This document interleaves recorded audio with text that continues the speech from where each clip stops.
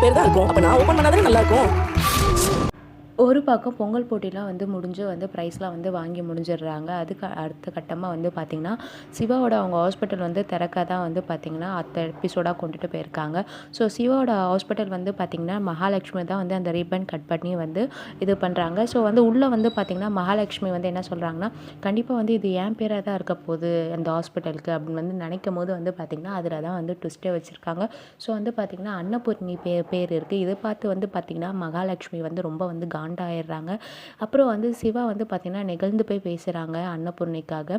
அப்போ வந்து இதெல்லாம் கேட்டிருந்த நம்ம மகாலட்சுமி செம்மையாக காண்டாகிறாங்க. இன்னொரு பக்கம் வந்து ஸ்னேகா வந்து பார்த்திங்கன்னா எப்படி வந்து சிவா வந்து ஹாஸ்பிட்டல் திறக்கிறான், எப்படி அது நல்ல மாதிரியாக போகுது அப்படின்னு வந்து சொல்லிட்டு ஸ்னேகா வந்து நினைக்கிறாங்க. கண்டிப்பாக வந்து பார்த்திங்கன்னா ஸ்னேகா வந்து இது கெடுக்க நிறைய இது வந்து பண்ணிகிட்ருப்பாங்க. ஸோ அதெல்லாம் தாண்டி வந்து எப்படி வந்து நம்ம சிவாவும் சிந்துவும் வந்து சேர்றாங்கன்னு சொல்லிட்டு தான் வந்து எபிசோட்க்கு வந்து கொண்டுட்டு போவாங்க. இன்னொரு பக்கம் வந்து பார்த்திங்கன்னா நம்ம பைரவியும் ஆறுமுகமும் அவங்களுக்குள்ள வந்து சின்ன சின்னதாக ரொமான்ஸ் வச்சு இது பண்ணியிருக்காங்க. இதெல்லாம் பார்த்து இந்த சஞ்சய் வந்து செம்மையாக காண்டாகிறாங்க.